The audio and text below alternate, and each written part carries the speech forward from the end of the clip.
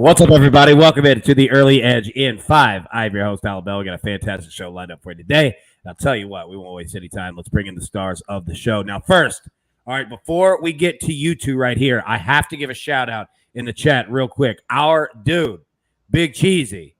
All right? Well done, my man. Cashed them both on Baltimore today. Well done, sir. Just wanted to give you a little props there. You deserve it. Appreciate you. All right. So, first off, Johnny Bollman. It's great to see you. Got to do this twice today, all right? But you know what? I want the bullpen report, and I want it now.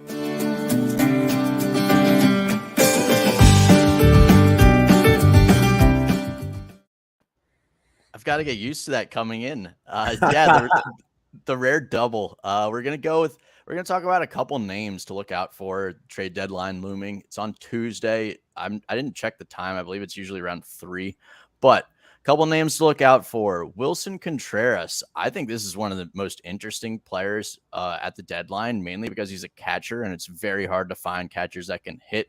If he goes to the Astros, I think that's a really good fit. Martin Maldonado is much better on defense, though. Brian Reynolds is another player to look out for with the Pirates. JD Martinez, Xander Bogaerts, and if the Red Sox are willing to deal, and then Ian Happ, Luis Castillo, and Frankie Montas, those are the two main pitchers. All right, there we go. Now, it is 3:04 Central PM, and I have to let everybody on the show know, look, I have a reservation, 3:04 PM Central, the Prop Shop.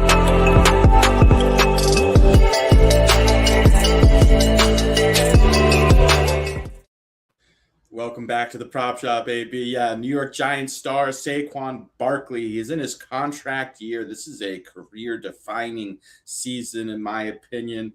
This could ultimately determine whether or not the star running back lands a lucrative deal to remain with the team that selected him with the number 2 overall pick back in the 2018 draft. He's been somewhat of an afterthought after only appearing in 15 games over the last 2 seasons, seeing his production fall off after he had an amazing rookie season.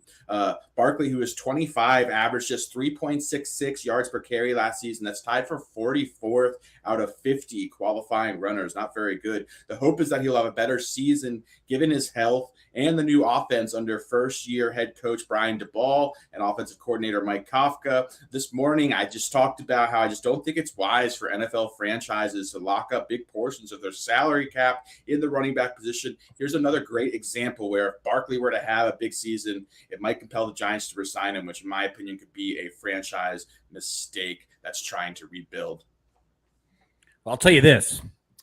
The New York Giants, week 1, play a game against a team that might have ended the season last year in the playoffs with a little bit of stink in their mouth, and are going to come out a little angry. So I would just take the Titans minus 6.5 because it's going to go to 7. It's going to go to 7.5. I'd go ahead and do that right now. The Giants are not coming in week 1 and handling their business there. Also, I will say this. I'm glad that you two could follow those videos up with good information, stats, nuggets, because they clearly should have never given me access to making videos or pushing buttons. But what they do have access to are great picks. So, Bowman, you got one play. What do you got, buddy? Yeah, I don't know about AB. I don't know about that, AB. Those videos are awesome. I love them, and then I know Props loves his too. So good work on your part. But I'm going to go with the Guardians minus 120 against the Red Sox today. These are probably the 2 best starters for each team right now, except Tristan McKenzie has been way better. He's allowed just 1 earned run in his last 26.2 innings pitched. Cutter Crawford's pitched 2 straight quality starts, but he allowed 3 runs in each of those. The lineups and bullpens are kind of a wash for me right now. Neither has been great lately, so I've just got to go with the better starter here on pretty much a pick'em line. Yeah, I feel you on that, right? And look, I'll tell you this. I'm going to go here next. So, Props, you're going to finish this up here. Also, I will say between the 3 of us, we did get a response out of Allie on the show. We all thought that she was going to no-sell it, right? We got a smile. So, all right, that was fun, man. All right, my one is going to be, we're going to go Tigers, Blue Jays. Both teams to score 3 or more runs. All right, you look at the Tigers, the last, their last 5 games have all featured, 11 runs or more. And I don't necessarily believe all that much in the Blue Jays pitching today. I'm not saying it's going to be terrible, but I don't believe fully in it. But I think the Blue Jays are also going to put up some runs too. So, yeah, Tigers, Blue Jays, both teams to score 3 or more runs, priced at -130. Props, I think you have a feeling on that game as well.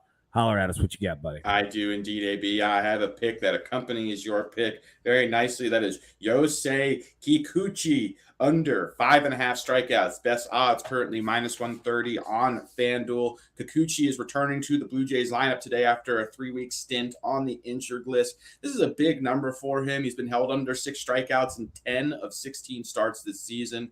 While the Tigers do strike out a lot as a team, have actually been pretty stingy against opposing left-handed pitchers, where they have the 19th lowest K rate versus southpaws. They're also 10th in on-base percentage, 13th in OPS, which I agree with you, AB. They're going to put up some runs. Kikuchi could be on a pitch count today as well. So, yeah, I just think 6 is a big number for him. Even though it seems like it's a soft matchup, it's actually not that good of one.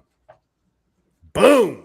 That's why I love you boys. I tell you, I love it when it's us 3 on here. All right, everybody, that's all the damage we can do for today. Thank you so much for tuning in. We'll be live again tomorrow, Friday morning, normal time, 10 a.m. Eastern, as well as the early edge at 5 at 4 p.m. Eastern. Get you all set up for Friday. Get you set up for the weekend. It's almost here. So, as always, best of luck. Let's cash these tickets. We'll see you tomorrow.